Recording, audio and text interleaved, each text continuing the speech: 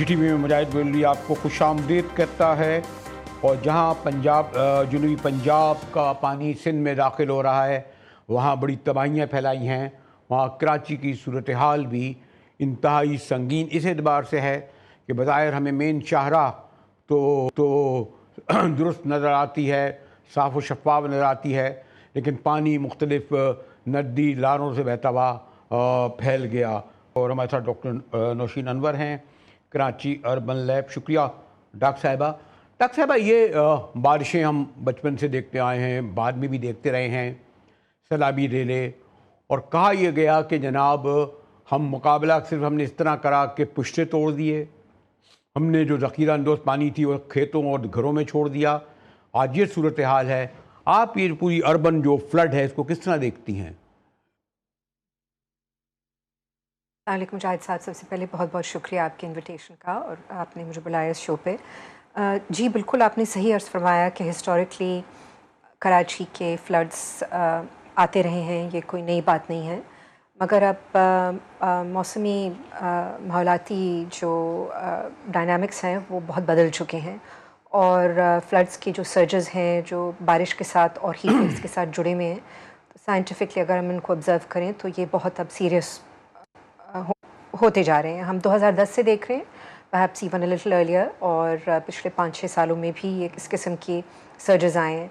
تو فنڈامنٹلی میں ایک اربن پلانر ہوں، اور فنڈامنٹلی میں یہ کہوں گی کہ ہم نے جس قسم کے طریقے سے اپنے شہروں کو پلان کیا ہے، جس قسم کے انفراسٹرکچرز ہم نے بنائے ہیں، جس قسم کے طریقے سے نلوں پہ اور ریور بیسنز پہ ہم نے ڈیولپمنٹ کری ہے، وہ یہ بات مد نظر رکھ کے نہیں کی کہ ایک دن یہی ایشوز ہمارے اوپر آئیں گے اتنے پریشر اور اتنے برڈن کے ساتھ۔ تو ہم نے اربن پلاننگ کی جو بیسک جو انجینئرنگ سے، ڈیزائن سے، ایکو سسٹم سے، انوائرمنٹل ایشو سے جڑی ہوئی چیزیں ہیں ان پر بالکل توجہ نہیں دیا، اور یہ چیزیں سوشل جسٹس کے ایشو سے بھی جڑی ہوئی ہیں۔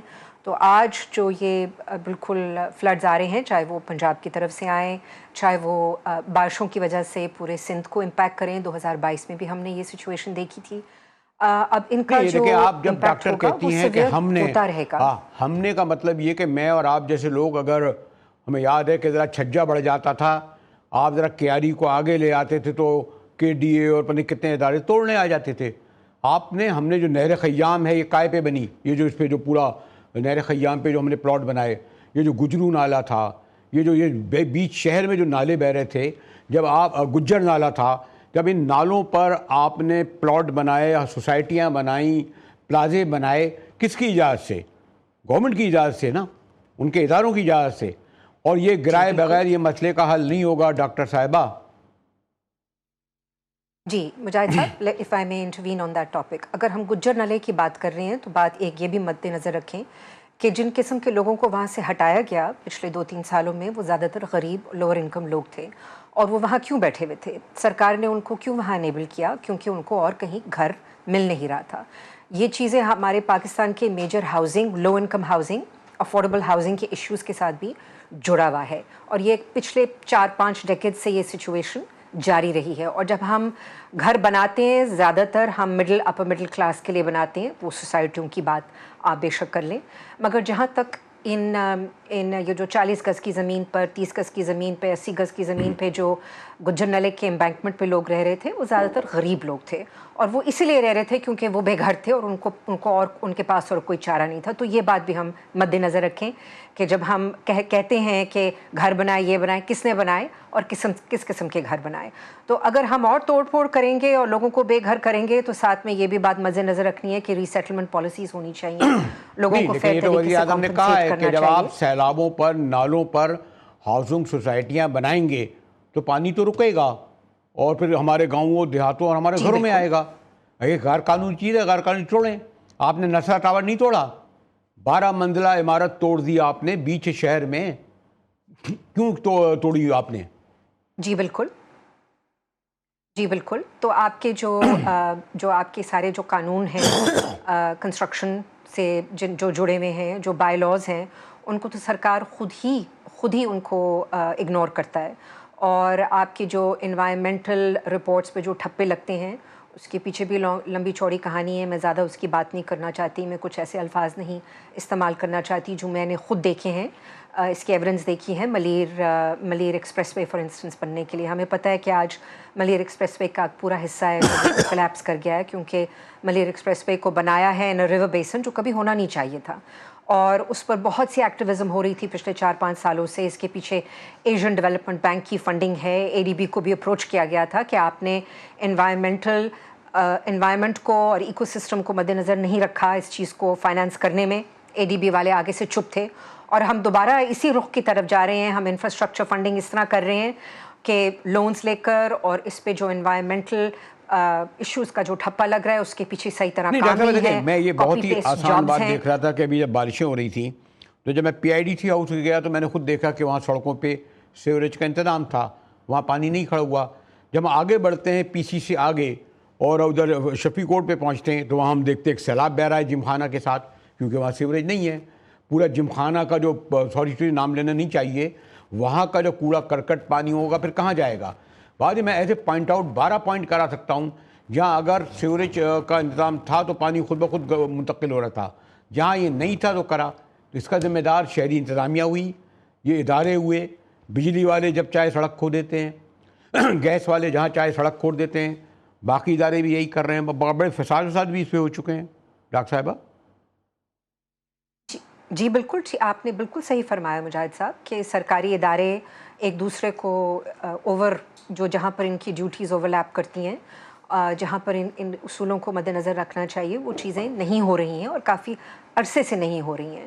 تو یہ تو اب چھوٹی چھوٹی چیزیں جڑی ہوئی ہیں ان مچ بگر مچ وائڈر پکچر جو اربن پلاننگ کے ساتھ بھی جڑا ہوا ہے. تو اب ان چیزوں پہ غور کرنا اب وہ ایک وہ سٹیج آ گئی نا جی کہ اب تو لٹرلی ایک قسم کی ایک سونامی آ رہی ہے کلائمیٹ چینج کی ہمارے اوپر. تو ان سم ویز میں کہتی ہوں کہ it's a little too late, کیونکہ ہمیں بہت پہلے ان چیزوں پہ غور کرنا چاہیے تھا. ہمارے پاس موسٹ ٹیکنالوجی آ گئی ہے. اب ہم اگر کوئی مجرم ہے تو اس کے ساتھ موبائل چلتا ہے تو موبائل کے ساتھ پہنچ جاتے ہیں. ابھی میں پڑھ رہا تھا کہ ہم لوگ 10 لاکھ لوگوں کے ٹیلی فون ٹیپ کر رہے ہیں. موسم کے حوالے سے باہر جس طرح ہے، کیوں نہیں ہمارے پاس وہ ٹیکنالوجی کے ہم اندازہ لگا سکیں کہ 40 نہیں 100 ملی میٹر بارش ہوگی. جب یہ ریلا آئے گا تو یہ کہاں تک جا سکتا ہے؟ ایسی ٹیکنالوجی ہے یا نہیں ہے جو آپ کر رہی ہیں اربن لیب کے تحت؟ نہیں، ہم تو خیر اس تہہ پہ نہیں کام کرتے مجاہد صاحب، یہ کلائمیٹ سائنٹسٹ کا کام ہے. اور یہ ماڈلنگ بہت سوفسٹیکیٹڈ ماڈلنگ ہوتی ہے جس کے لیے آپ کے پاس اسپیسیفک کائنڈز آف ٹولز اور ریسورسز آپ کے ہاتھ میں ہونے چاہیے. اور اس قسم کی ماڈلنگ جو ہے وہ زیادہ تر گلوبل نارتھ میں ہو رہی ہے کیونکہ ہمارے پاس اس قسم کی ریسورسز نہیں ہیں. بہرحال میں ایک چیز انڈرسکور کرنا چاہتی ہوں کہ جہاں تک کلائمیٹ چینج کا سوال ہے، کلائمیٹ چینج ایک قسم کی انسرٹنٹی کے ساتھ جڑا ہوا ہے. اگلا جو ایونٹ آئے گا وہ کتنا بڑا ہوگا اور کتنی بارش ہوئے گی، کلائمیٹ سائنٹسٹ اس کو نیل ڈاؤن نہیں کر سکتے. ہمیں کچھ اندازہ ہو گیا ہے کہ یہ جو ایونٹس ہیں یہ بڑھتے جا رہے ہیں اور ان کے تاثرات اور بھی بڑے ہوتے جا رہے ہیں، مگر دیٹ از مور دین انف. جو پچھلے 5-6 سالوں میں ہوا ہے that is more enough to anticipate. وہ جان چھڑا رہے ہیں یہ کہہ کر کہ یہ کلاؤڈ برسٹ ہے، جبکہ لوگوں نے کہا یہ کلاؤڈ برسٹ نہیں ہے تو گورنمنٹ برسٹ ہے.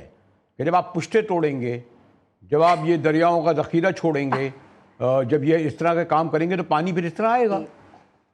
کلاؤڈ برسٹ کہاں سے آ گیا؟ جی بالکل آپ نے صحیح فرمایا. تو ہماری اینٹیسپیشن جو ہے، اب ایویڈنس تو ہمارے سامنے ہے، اب اس سے زیادہ ایویڈنس کیا لینی ہے؟ That things are really really complex and they are going to get even more complex now.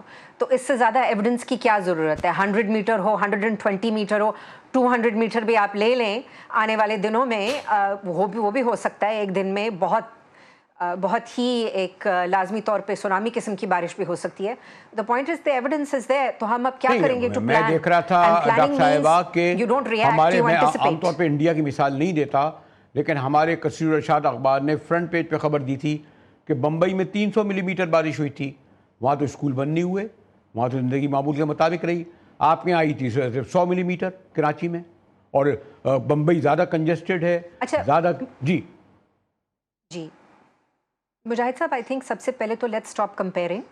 اور کمپیریزن کرنے سے کوئی فائدہ نہیں ہے. وہ شہر دنیا میں جنہوں نے اپنی پلاننگ صحیح کری یا ان کی ایکالوجی فرق ہے, ان کے ایکو سسٹمز فرق ہے, ان کا جغرافیہ فرق ہے, یہ چیزیں بھی مد نظر رکھنی چاہیے. ہم نے بہت غلطیاں کری ہیں.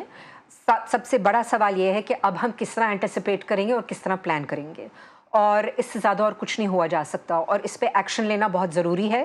اور اٹس ناٹ انف کہ ہمارے جو میئر ہیں وہ کہیں کہ ہم نے ڈرینز کو اتنا بڑا کر دیا وغیرہ وغیرہ.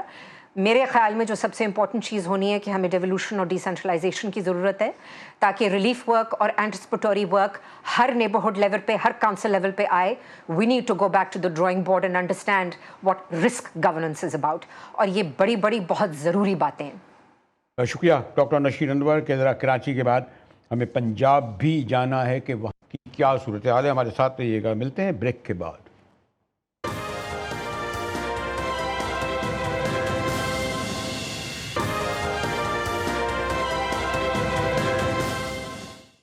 ٹی وی میں ایک بار پھر مراد بلی آپ کو خوش آمدید کرتا ہے. ڈیزاسٹر مینجمنٹ اور حکمانی نمائندہ جو کچھ اب بیان کر رہے تھے غالباً گراؤنڈ ریئلٹی سے بہت مختلف ہے, ورنہ یہ ان علاقوں میں جا کے پریس کانفرنس کرتے جہاں یہ سب کچھ ہے. لیکن اس کی تفصیل میں نہیں جاؤں گا. ہمارے ساتھ فلک بٹ ہیں, ٹی وی کی نمائندہ. ہمیں انیس بھٹی بھی جوائن کریں گے. فلک بٹ, ایسا لگتا ہے کہ سینٹرل پنجاب میں تو بڑی حد تک پانی اور اس کی تباہیاں کاریاں ختم ہو گئیں, اب یہ جنوبی پنجاب کا رخ کر رہا ہے. کیا اب تک اطلاع ہے یہ؟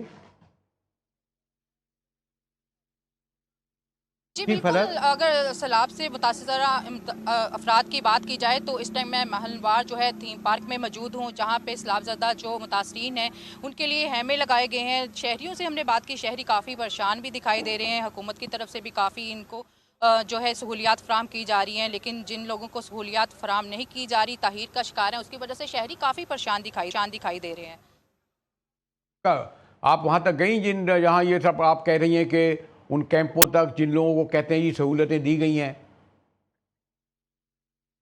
جی بالکل, میں اس کیمپ کے پاس ہی موجود ہوں. کچھ کیمپس ہیں جہاں پہ یہ سہولیات فراہم کی گئی ہیں. کیمرے کی آنکھ ذرا دکھائے گی کیمپ فلک, کیمرے کی آنکھ سے ذرا وہ ہمیں کیمپ دکھوائیں, ذرا ان کو کہیں کیمرہ مین سے, تاکہ ہم دیکھ سکیں. شاید ویسے تو اندھیرا ہے کافی. جی میں اپنے کیمرہ مین سے ریکویسٹ کرتی ہوں کہ علی حسنین آپ ذرا دکھائیے گا کہ یہاں پہ جو کیمپ ہیں وہاں پہ کیا کیا سہولیات فراہم کی جا رہی ہیں.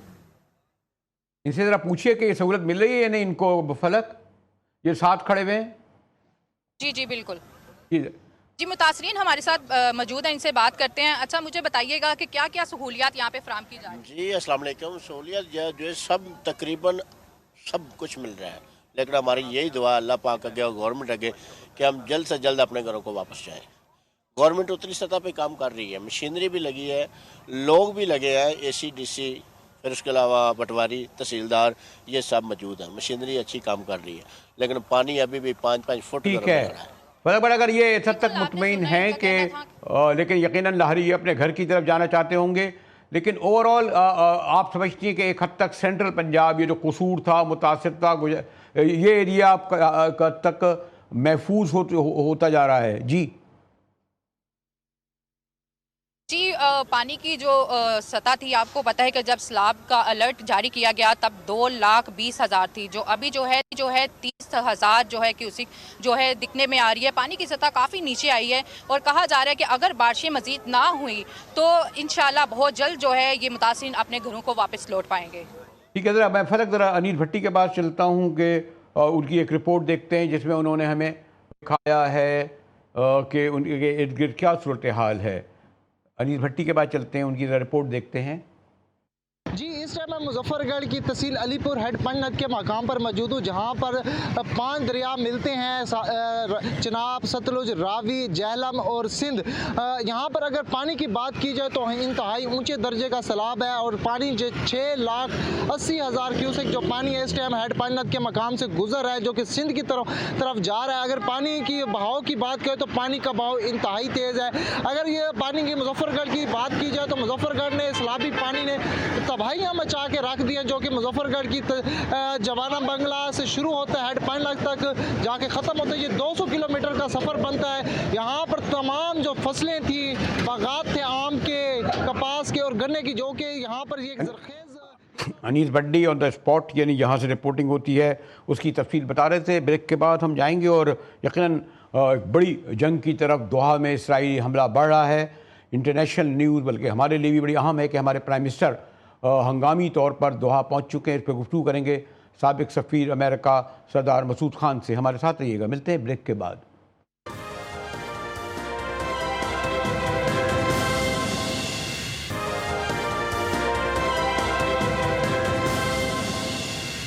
جی ٹی وی میں ایک بار پھر مجاہد ولی آپ کو خوش آمدید کرتا ہے. منگل کی شام اسرائیل کا دوحہ پر حملہ، جس میں وہ حماس کی قیادت کو نیست و نابود کرنا چاہ رہے تھے، بہرحال ایک حد تک ناکام رہا.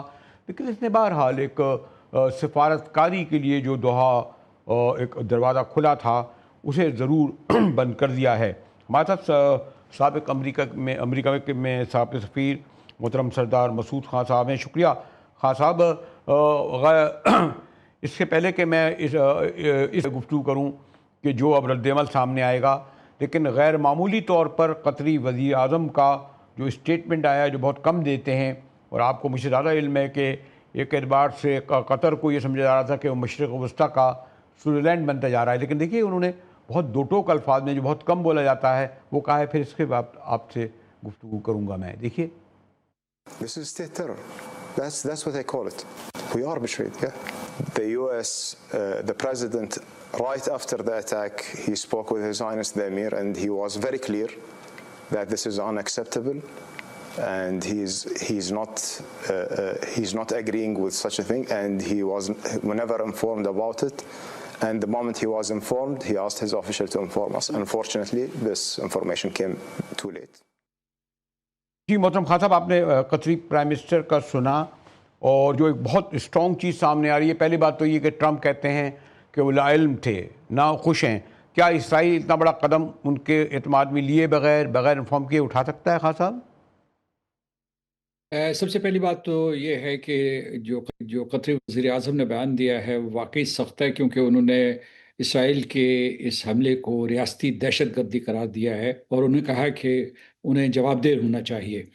اور دوسرا جو آپ کا سوال ہے کہ میں سمجھتا ہوں کہ اگر انہوں نے صدر ٹرمپ کو نہیں بھی بتایا تھا تو کم از کم وہاں ڈیپ اسٹیٹ کو معلوم ہوا ہوگا، کیونکہ جو اطلاعات آ رہی ہیں اس کے مطابق اس حملے کی تیاری کئی مہینوں سے ہو رہی تھی، اور یہ بہت ہی سرجیکل اور پریسیشن ٹارگیٹنگ تھی بقول وزیر اعظم نتن یاہو کے.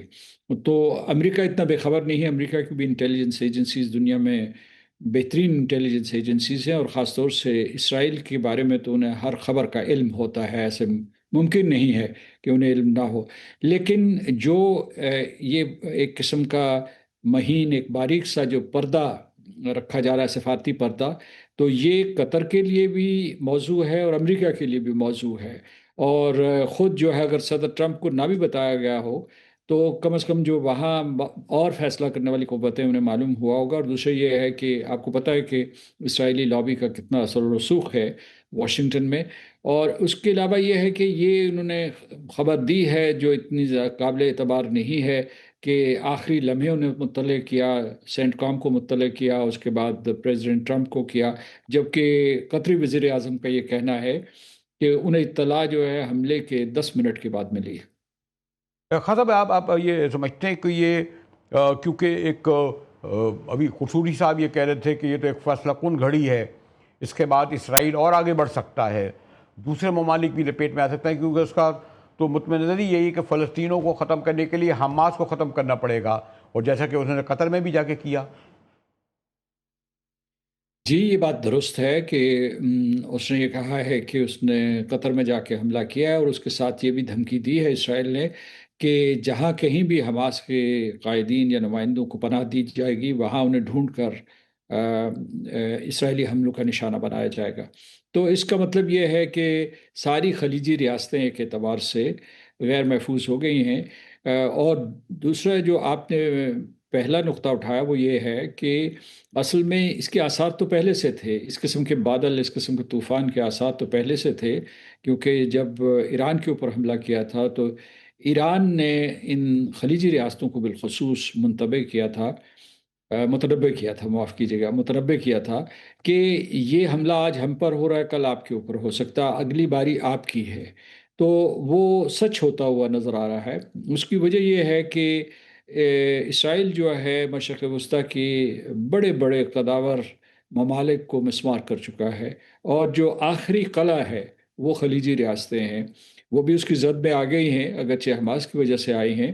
اور اس نے مقابلہ کیا ہے، اسامہ وزیر اعظم نتن یاہو نے اس کا موازنہ کیا ہے جو اپنے حملے کا، وہ اسامہ بن لادن کے حوالے سے کیا ہے. لیکن تھوڑا سا فرق اس میں یہ ہے کہ خلیل الحیہ جن کو وہ نشانہ بنانا چاہتے تھے، یہ وہ شخص ہیں جو کہ ایک سفارتکار تھے حماس کی طرف سے، اور قطری وزیر اعظم نے انہیں ایک پرچہ تھمایا تھا جو امریکہ کی طرف سے، یعنی صدر ٹرمپ کی طرف سے اسٹیو وٹکاف جو ان کے خصوصی نمائندے ہیں، انہوں نے قطری وزیر اعظم کو دیا تھا، جس میں وہ تجاویز موجود تھی کہ کس طریقے سے جنگ بندی کی جا سکتی ہے اور غزہ میں حملے کو روکا جا سکتا ہے. تو اس کو سبوتاش کرنے کے لیے حملہ کیا گیا ہے. اور اسرائیل کی انٹیلیجنس بھی اتنی چابک دست اور اتنی تیز ہے کہ انہیں ایگزیکٹ مومنٹ کا بھی پتہ تھا کہ وہ، کیونکہ جو قطری اطلاعات ہیں اس کے مطابق یہ ہے کہ اس وقت یہ ساری کی ساری ٹیم وہاں کمپلیکس میں. خان صاحب، آپ ہمیشہ نیاز مندی فرماتے ہیں، لیکن ہماری مجبوری ہے کیونکہ آج کل سیلاب نے اتنا بڑا ملک کی لپیٹ میں لیا ہوا ہے، اس لیے میں آپ سے زیادہ تفصیل سے گفتگو نہیں کر سکتا، لیکن آئندہ کروں گا. شکریہ، آپ نے زحمت کی. سردار مسعود خان صاحب جو اس پس منظر کے ساتھ ہمیں بتا رہے تھے کہ یہ صورتحال کتنی سنگین ہوگی. اسی کے ساتھ ہی GTV سے مجاہد بریلوی کو اجازت دیجیے.